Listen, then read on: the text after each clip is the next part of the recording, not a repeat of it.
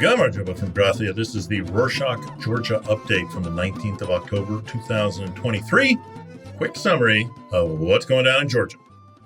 Wednesday the 18th, Georgian Dream, or Otsneba, failed to impeach President Zourabichvili. Otsneba does not have 2/3 or the 100 votes it needs in parliament to override vetoes or impeach. They ended up getting 86 out of the 100 required to go forward with the impeachment process. The opposition said the failed impeachment was defeat for Ivanishvili, who, according to the opposition, wanted to subjugate Georgia's EU integration. On Monday, the 16th, the Constitutional Court had ruled that Zourabichvili's working visits to Europe without the government's approval violated the Constitution. 6 out of the 9 judges supported the decision. This is the first time the court has dealt with an impeachment procedure. The opposition said that Otsneba controls the Constitutional Court judges, so the verdict did not come as a surprise, since they do in fact control those judges.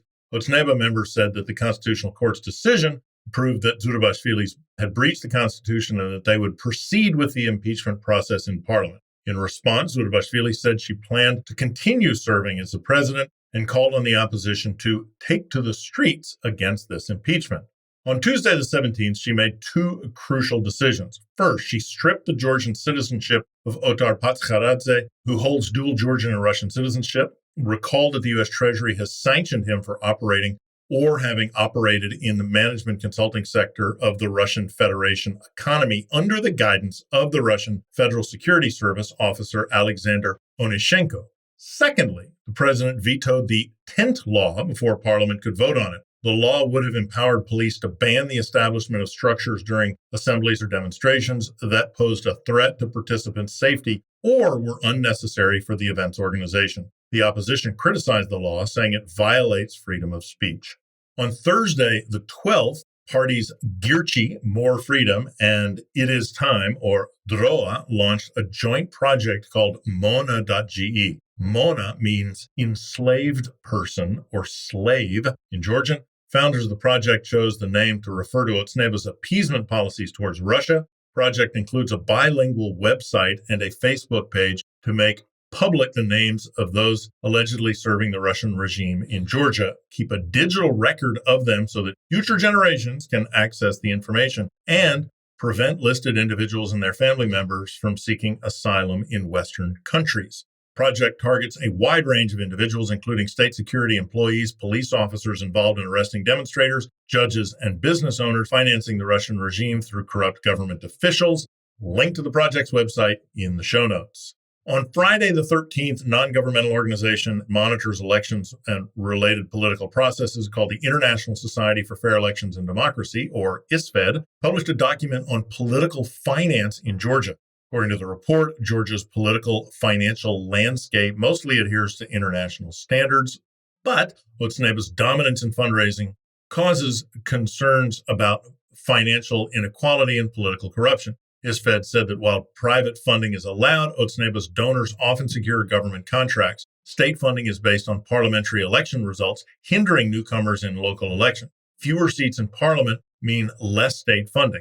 ISFED recommends amending laws to allow state funding based on local and parliamentary election results, enhancing the Anti-Corruption Bureau's independence and criminal investigation powers, and increasing expense transparency.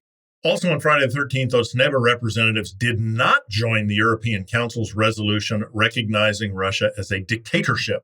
The resolution from the Parliamentary Assembly of the Council of Europe said that Vladimir Putin's presidency would be illegitimate if he continues in office beyond the 2024 elections. Irakli Chikovani, head of the Otsneba delegation in the Assembly, mentioned that Otsneba party members were in Poland as observers, while others participated in the NATO Parliamentary Assembly, and that he personally had other things to do. Okay then, busy guy and all that stuff. I mean, cut him some slack, right? Chikovani asserted that the government's inaction with Russia solely aimed at restoring territorial integrity and helping citizens in occupied territories. When asked about Russia being a dictatorship, he dodged the question, just said that Russia had some democratic issues. Still, back in 2022, Otsneba also didn't endorse the Council of Europe's resolution, which considered Russia a state sponsor of terrorism. On Thursday, the 12th, Robin Denigan, newly appointed U.S. ambassador, arrived in Georgia, presented her diplomatic credentials For the president, she's a career diplomat, joined the State Department in 1992, went to Berkeley and Georgetown, then again has served as U.S. embassies in Vietnam, Chile, Turkey, Cuba, and El Salvador. During the meeting with the president, the U.S. ambassador expressed her commitment to strengthening the relationship between the two countries, especially as Georgia strives for Euro-Atlantic integration. Welcome, Ambassador. On Thursday, the 12th, Concern Worldwide, an international humanitarian organization dedicated to tackling poverty, and Wealth Hunger Life, the largest private German agency, published a Global Hunger Index, or GHI report. Global Hunger Index measures hunger levels globally, regionally, and at the country level. The score ranges from 0 to 60. The lower the score, the lower the hunger rate. According to the report on Georgia, the country has a GHI of less than 5, placing them among the 20 countries in the world with the lowest hunger rate. On Friday, the 13th, once again, the Tourism Production Development Agency of Adjara Tourism Department introduced a new 24-kilometer circular cycling route called Goderzi-Msvanetba Shavitba. Catchy name. Cyclists start from Goderzi Pass and continue through Riketi and Lodiziri. The journey includes a stopped green lake where cyclists can have a picnic, go on boat rides, take pictures. Following that route, they reach Black Lake, nestled in a forest 1,900 meters above sea level, surrounded by alpine flora.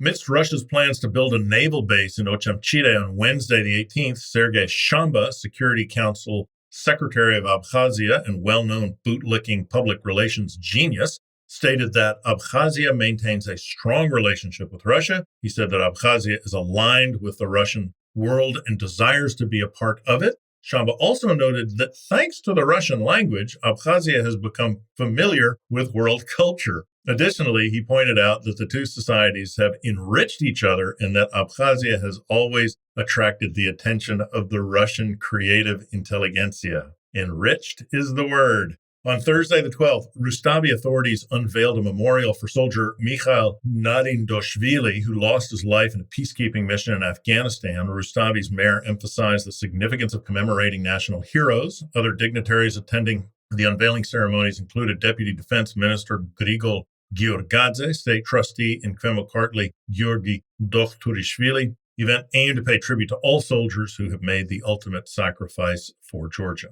On Thursday, the 12th, Mountain Trails Agency announced that Godavari, popular winter destination in Georgia, will host Snowboard Cross World Cup for the first time. The event will take place in various countries, including Italy, Switzerland, Turkey, Canada, Spain, Austria. Competition will begin in France in December and will reach Godavari in February 2024.